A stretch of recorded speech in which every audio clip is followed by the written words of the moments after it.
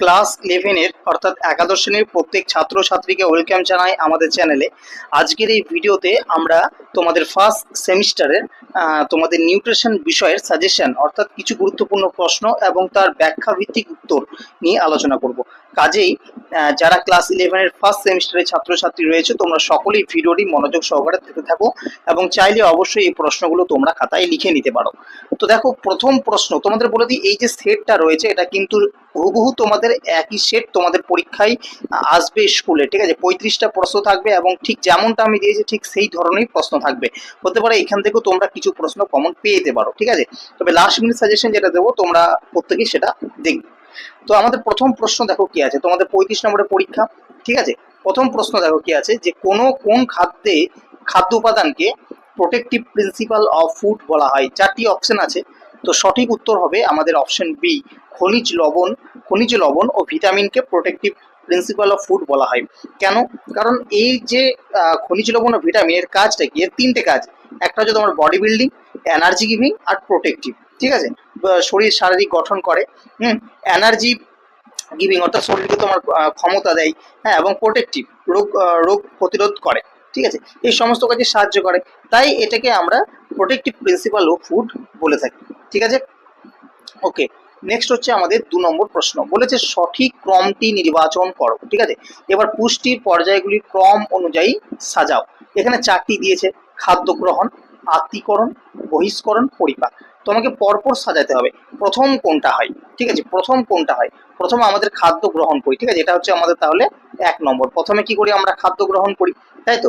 খাদ্য গ্রহণের পর কি হয়? আমাদের পরিপাক হয়, এটা হবে 2 নম্বর, মানে হজম। তাহলে প্রথমে খাদ্য গ্রহণ করলাম, তারপর পরিপাক হলো, ঠিক আছে, তারপর হচ্ছে আত্তীকরণ, এখানে হজম হবে, এবং তারপর হচ্ছে বহিষ্করণ, ঠিক আছে। অর্থাৎ 1, 2, 3, 4।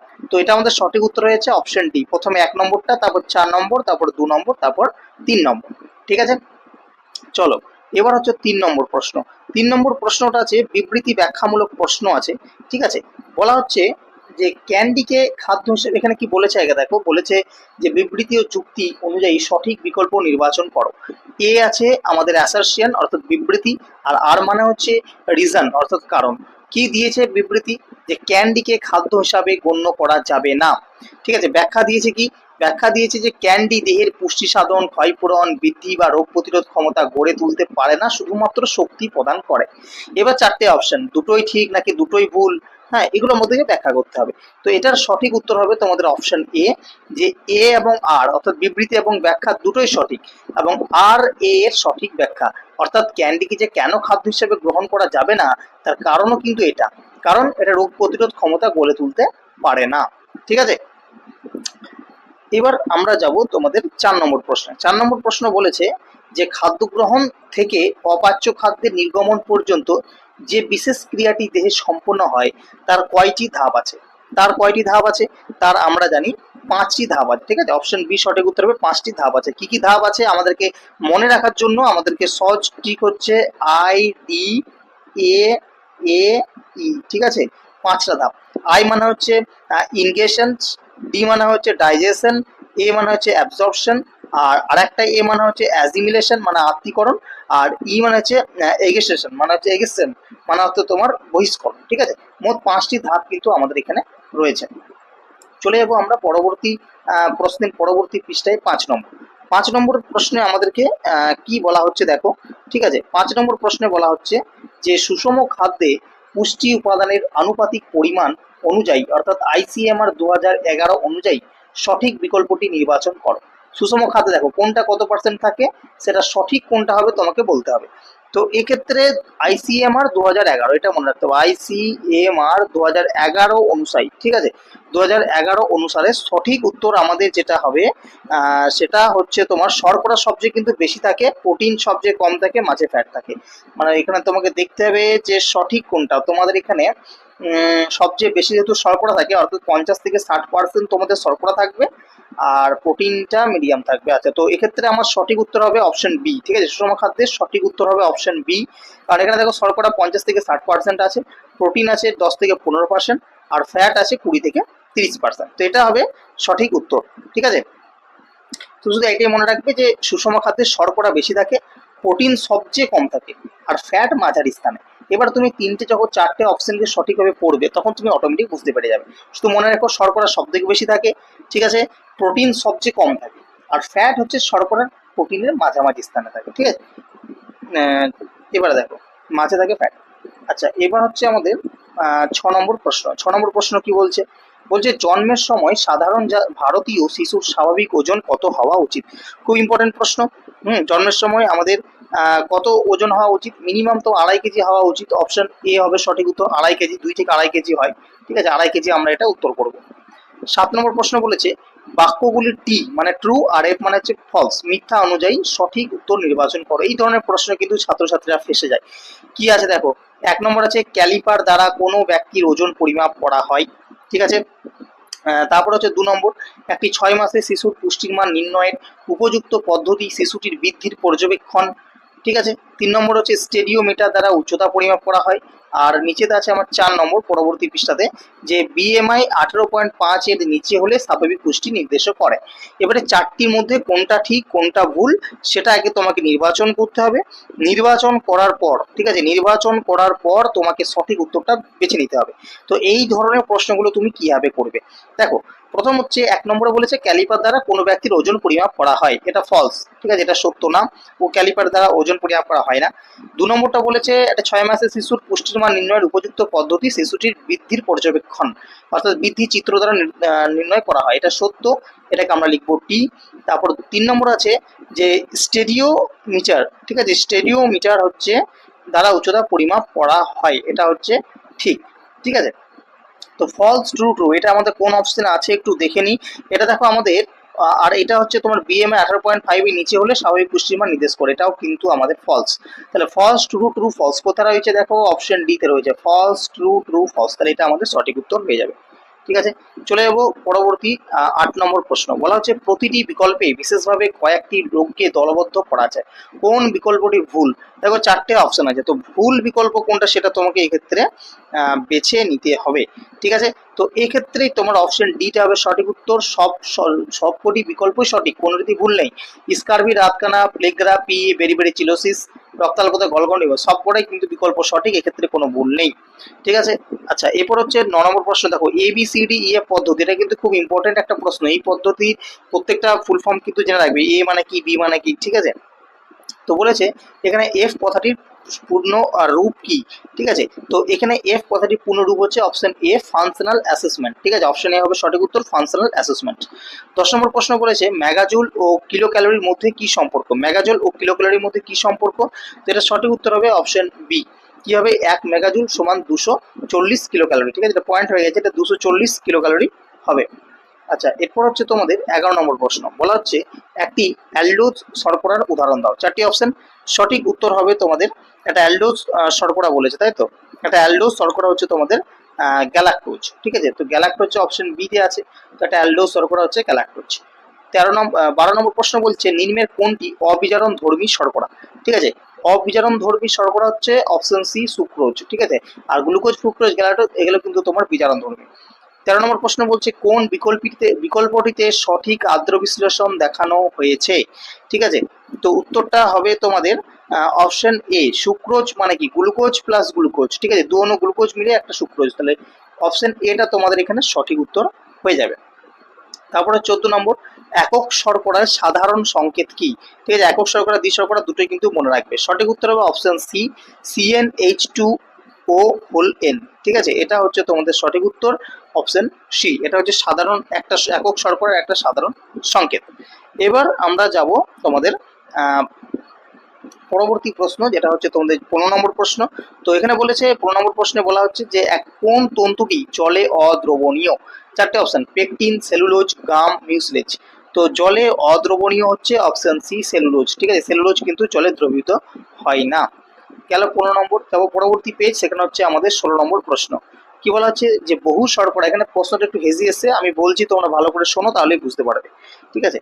তো জলে দ্রবণীয় যদি থাকে তোমাদের, এখানে একটু বলে নিই তোমাদের, এইগুলো যেগুলো রয়েছে না পেকটিন, গাম, মিউসিলেজ, যেগুলো কিন্তু সব জলে দ্রবণীয়, ঠিক আছে। সেলুলোজ কিন্তু জলে গলে না, সেই জন্য এটা অদ্রবণীয়। এবার কি বলছে, বহু শর্করা অণুতে কোন ধরনের বন্ধনী উপস্থিত? তো এটা মনে রাখতে হবে তোমাদের, অপশন বি সঠিক উত্তর, গ্লাইকোসাইডিক। ঠিক আছে। আচ্ছা, 16 নম্বর প্রশ্ন বলছে নিচের দেওয়া গঠন সংকেতটি কোন অণুর? একটা সংকেত দিয়ে দিয়েছে, এই ধরনের প্রশ্ন তোমাদের আসবে, সুতরাং তোমাদের কিন্তু ফুটিয়ে বই পড়তে হবে। ঠিক আছে, এই সংকেতটা তোমাদের দিয়ে দিয়েছে। এবার বলছে এই যে সংকেতটা আছে সেটা কোন অণুর? ঠিক আছে, এই সংকেতটা কোন অণু? চারটে অপশন আছে, উত্তর হবে এ। ঠিক আছে, গ্লুকোজ, C6H12O6। ঠিক আছে, এবার তুমি এখানে কাউন্ট করে দেখো, গুণে দেখো, তোমার এটা মিলে যাবে, 6টা কার্বন, 12টা হাইড্রোজেন আর 6টা অক্সিজেন। ঠিক আছে, এটা হচ্ছে তোমার গ্লুকোজের সংকেত। আচ্ছা, এরপর আমরা যাব 18 নম্বর প্রশ্ন, বলা হচ্ছে শর্করার প্রধান কাজ কি? শর্করার প্রধান কাজ আমরা প্রত্যেকেই জানি, সেটা হচ্ছে অপশন এ, শক্তি প্রদান করা। ঠিক আছে। 19 নম্বর প্রশ্ন, একটি লব্ধ শর্করার উদাহরণ দাও। লব্ধ, তো লব্ধ শর্করার উদাহরণ কি হবে? একটা লব্ধ শর্করার উদাহরণ হচ্ছে অপশন ডি, ডেক্সট্রিন। ঠিক আছে, একটা ডেক্সট্রিন। 20 নম্বর প্রশ্ন, নিম্নের কোনটি একটি দ্বি শর্করা? চারটে অপশন আছে, তো দ্বি শর্করা একক শর্করার উদাহরণ কিন্তু ভীষণ গুরুত্বপূর্ণ, সুতরাং ভালো করে পড়ে যাবে। অপশন বি হবে সঠিক উত্তর, সুক্রোজ। সুক্রোজ হচ্ছে একটা দ্বি শর্করার উদাহরণ। তারপর হচ্ছে 21 নম্বর প্রশ্ন, অ্যামিনো অ্যাসিডে উপস্থিত মূলক দুটি কি কি? অ্যামিনো অ্যাসিডে কি কি নিয়ে তৈরি হয়? দেখো, অ্যামিনো অ্যাসিডে কি কি নিয়ে তৈরি হয়? অ্যামিনো অ্যাসিড মানে হচ্ছে আমার একটা অ্যামিন গ্রুপ নিয়ে তৈরি হয়, মানে একটা হচ্ছে NH2 অ্যামিন গ্রুপ, আর একটা হচ্ছে অ্যাসিড গ্রুপ, মানে COOH। ঠিক আছে, একটা অ্যামিন গ্রুপ আর একটা অ্যাসিড গ্রুপ, এই দুটো মিলে আমাদের তৈরি হয় তোমার অ্যামিনো গ্রুপ। তাহলে এখানে সঠিক উত্তর কোনটা হবে? এটা মানে কার্বক্সিলিক। ঠিক আছে, কার্বক্সিলিক অ্যাসিড। তাহলে এক্ষেত্রে আমাদের সঠিক উত্তর হবে option B, amino plus carboxylic. তারপরে যাব আমরা পরবর্তী পেজ। ঠিক আছে, প্রশ্ন কি আছে? চালের প্রোটিনের অভাব আছে। চালের প্রোটিনের অভাব আছে। ঠিক আছে, কি অভাব আছে? চালের প্রোটিনে কোনটার অভাব আছে? তো এখানে মনে রাখতে হবে চালের প্রোটিনে যেটার অভাব আছে সেটা হচ্ছে অপশন বি, লাইসিন। ঠিক আছে, লাইসিনের অভাব আছে। পরবর্তী প্রশ্ন, একটি সরল প্রোটিনের উদাহরণ। ঠিক আছে, সরল প্রোটিন, একক প্রোটিন, এগুলো সব মুখস্থ করতে হবে। একটা সরল প্রোটিনের উদাহরণ কি? চারটে অপশন আছে। ঠিক আছে, তো আচ্ছা, তোমাদের এই লাইসিনের ব্যাপারটা একটু বলে দিই। শস্য জাতীয় খাবার যেমন ধরো চাল, গম, আটা, এগুলোতে কিন্তু লাইসিন কম থাকে। ঠিক আছে, আবার পরীক্ষা যদি এটা দেয় যে মিথাইল অ্যামানিন, মিথিওনিন, তাহলে সেক্ষেত্রে ডাল জাতীয় খাবার যেমন ধরো মুসুর, ছোলা, এগুলোতে কিন্তু মিথিওনিনটা আবার কম থাকে। ঠিক আছে, তো এবার হচ্ছে আমাদের যে প্রশ্নটা এলো, যেটা সরল প্রোটিনের উদাহরণ সেটা হচ্ছে প্রোটামিন। এটা আমরা পড়েছি। আর সরল প্রোটিন উদাহরণ প্রোটামিন এখানে কিন্তু অপশনে নেই। ঠিক আছে, এখানে অপশনে নেই, তো সেক্ষেত্রে তোমরা এটা দেখো, নিউক্লিয় প্রোটিন আছে, ফসফোপ্রোটিন আছে, মেটালো প্রোটিন আছে, গ্লোবিউলিন আছে। তো সরল প্রোটিন ওটা কিন্তু প্রোটামিন বা গ্লোবিউলিন হয়। আচ্ছা, গ্লোবিউলিন অপশন আছে, তো অপশন সি এটা সঠিক উত্তর হবে। ঠিক আছে, গ্লোবিউলিনই হবে, গ্লোবিউলিন। ঠিক আছে, আর যদি অপশনে প্রোটামিন বা অ্যালবুমিন থাকে তাহলে সেটা হবে না, থাকলে গ্লোবিউলিনটাও হবে।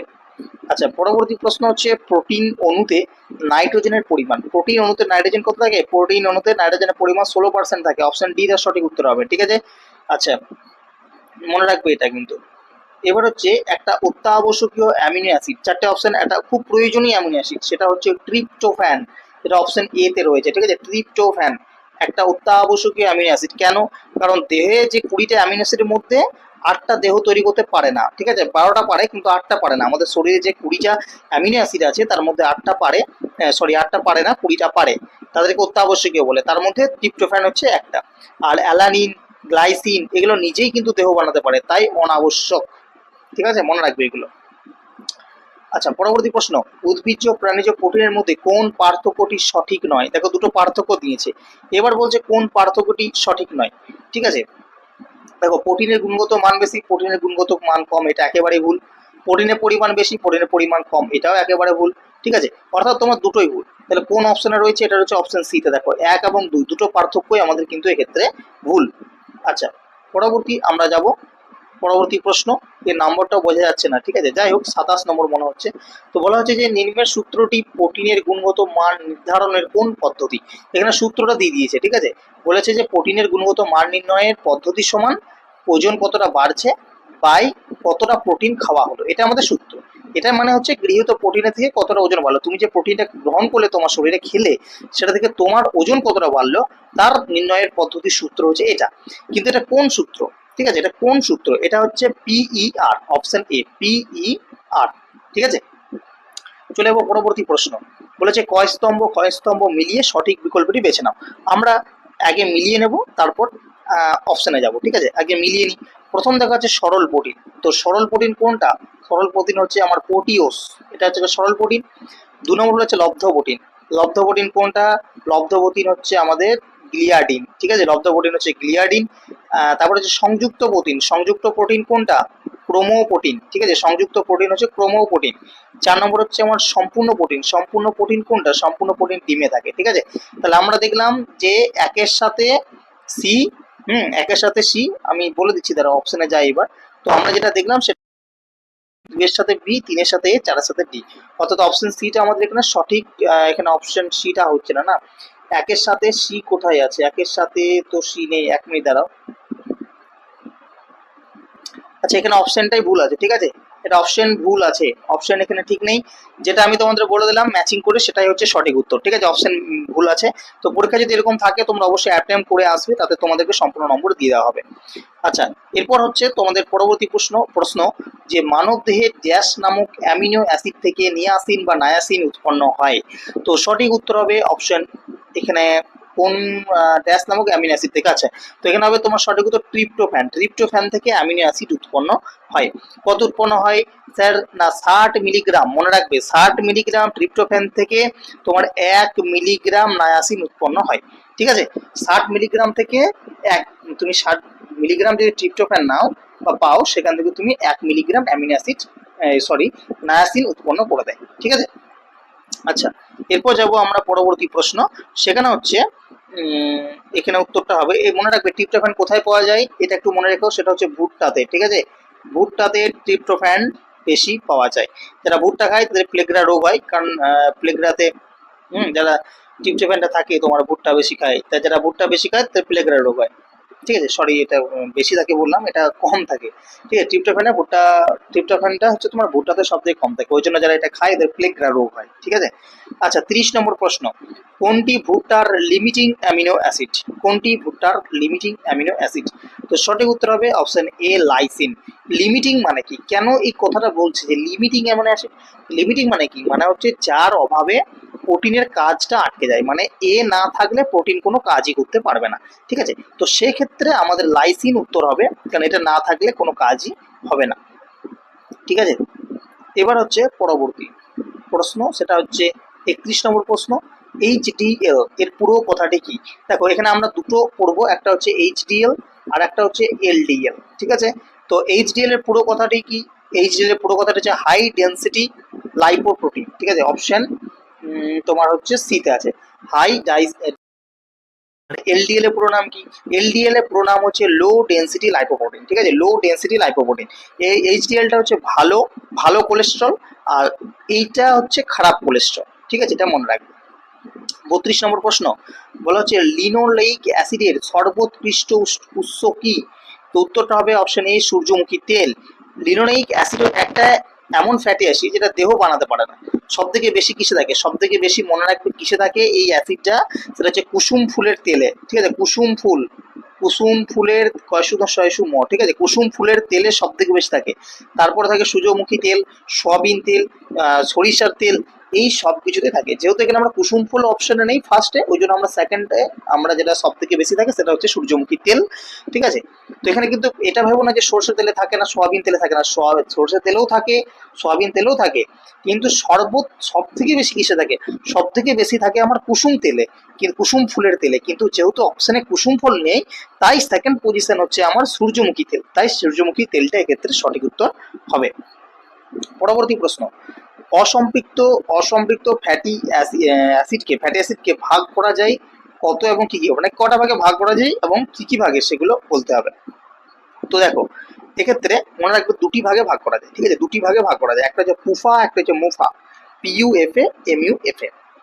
স্যার তাহলে একটু পুফা মুফাটা কি বলে দিন নামগুলো। দেখো পুফা আর মুফা, পুফা যেটা সেটা হচ্ছে পলি আনস্যাচুরেটেড, অর্থাৎ অনেকগুলো দ্বিবন্ধন থাকবে মুফাটা, ঠিক আছে, সরি পুফাটা যেটা আমার সূর্যমুখী তেল। আর মুফা হচ্ছে মনো আনস্যাচুরেটেড, ঠিক আছে, এটা হচ্ছে যে একটা দ্বিবন্ধন, যেমন অলিভ তেল, ঠিক আছে, অলিভিয়া তেল যেটাকে আমরা বলি। হুম, যাই হোক, এবার হচ্ছে পরবর্তী প্রশ্ন, যে রক্তে কোলেস্টেরলের আধিক্যজনিত কোনটি হয়, অর্থাৎ রক্তে যদি কোলেস্টেরল বেশি থাকে তাহলে কোন রোগটা হতে পারে? সঠিক উত্তর হচ্ছে অপশন সি, অ্যাথেরোস্ক্লেরোসিস, ঠিক আছে, এই রোগটা হতে পারে। রক্তে যদি কোলেস্টেরল বেশি হয় তাহলে কি হয় না, এই যে রক্তনালী, ঠিক আছে, রক্তনালীর যে গাত্রগুলো রয়েছে, গাগুলো, সেখানে কিন্তু জমে যায়, নিয়ে কি হয় নাড়িগুলো, এখানে যে ধরো এরকম একটা রক্তনালী আছে, এর মধ্যে যদি আমার কোলেস্টেরলটা বেড়ে যায় তাহলে এগুলো কি হবে, এগুলোতে জমে যাবে ধারগুলোতে, ধারগুলোতে যে কি হবে, এটা আরো সরু হয়ে যাবে, ছিল অনেকটা এতটা মোটা ছিল, আস্তে আস্তে কি হবে সাইডগুলোতে যদি জমে যায়, তাহলে কোলেস্ট্রল বেশি হলে সেগুলো জমে গেলে কি হবে, এটা সরু হয়ে যাবে। হ্যাঁ, এটাই হচ্ছে আমার অ্যাথেরোস্ক্লেরোসিস, ঠিক আছে। এর হবে কিন্তু মনে রাখবে হার্ট অ্যাটাকও হয়ে যেতে পারে, ঠিক আছে। চলে যাবো পরবর্তী লাস্ট প্রশ্ন আজকের ভিডিওর, এবং এই প্রশ্নপত্রের শেষ প্রশ্ন। কি প্রশ্ন বলছে, 1 গ্রাম ফ্যাট জারণের ফলে কত শক্তি উৎপন্ন হয়? ঠিক আছে, 1 গ্রাম ফ্যাট জারণে কত শক্তি উৎপন্ন হয়? সঠিক উত্তর হবে option C, 9.3 kilo calorie. Sir এটাই কি আসবে পরীক্ষাতে? না, এটা কি আসতে পারবে? একদম না। এই ধরনের 3টি প্রশ্ন আছে, 3টি প্রশ্ন তুমি মুখস্থ করতে হবে। কি কি? যেমন তুমি ফ্যাট পড়লে যে 1 গ্রাম ফ্যাট জারণে আমার 9.3 কিলো ক্যালোরি শক্তি উৎপন্ন হয়, ঠিক সেরকম তোমাকে পড়তে হবে যে 1 গ্রাম শর্করা, ঠিক আছে, 1 গ্রাম শর্করা জারণে কত শক্তি উৎপন্ন হয়? উত্তর হবে মনে রাখবে 4.1 কিলো ক্যালোরি, ঠিক আছে। একইভাবে তোমাকে বলতে পারে যে 1 গ্রাম প্রোটিন, 1 গ্রাম প্রোটিনে কত হয়, তখন তুমি কত বলবে? সেম 4.1 কিলো ক্যালোরি, ঠিক আছে। প্রোটিন আর শর্করা, 1 গ্রাম প্রোটিন আর 1 গ্রাম শর্করা জারণে 4.1 কিলো ক্যালোরি তাপশক্তি উৎপন্ন হয়। আর শুধু ফ্যাটেরটাতে একটু বেশি হয়, সেটা হচ্ছে 9.3 কিলো ক্যালোরি, ঠিক আছে। তো এই ছিল আমাদের সম্পূর্ণ ভিডিও এর আজকের বিষয় এবং আলোচনা তোমাদের নিউট্রিশন বিষয়ের। আশা করছি তোমাদের ভিডিওটি ভালো লাগবে। যদি ভালো লেগে থাকে অবশ্যই তোমরা ভিডিওটিকে শেয়ার করো, লাইক করো, আমাদের চ্যানেলে নতুন হলে চ্যানেলটিকে সাবস্ক্রাইব করো, ঠিক আছে। এবং আরও এরকম আমরা ভিডিও কিন্তু তোমাদের জন্য নিয়ে আসবো, সাজেশন তোমাদের ইভিএস, নিউট্রিশন, ইংলিশ এই বিষয়গুলোর, ঠিক আছে। তোমাদের এই সম্পূর্ণ বই থেকে ফার্স্ট সেমিস্টারের জন্য কি কি প্রশ্ন পড়বে, ইম্পর্টেন্ট কোনগুলো, কোন কোন জায়গা থেকে পড়বে, সেগুলো আমি অবশ্যই তোমাদের সাজেশন দেবো। তার জন্য তোমাদের প্রত্যেককেই আমাদের চ্যানেলটিকে সাবস্ক্রাইব করে রাখতে হবে, এবং আমাদের যে ফেসবুক পেজ রয়েছে সেই পেজটিকে তোমরা অবশ্যই ফলো করে দাও। ডেসক্রিপশন বক্সে লিঙ্ক রয়েছে, সেখানে কিন্তু আমি প্রতিনিয়ত সাজেশন পোস্ট করে থাকি। আজকের ভিডিওতে এই পর্যন্ত রাখছি, দেখা হবে পরবর্তী ভিডিওতে। ধন্যবাদ জানাই সকলকে আমাদের সম্পূর্ণ ভিডিওটি দেখার জন্য।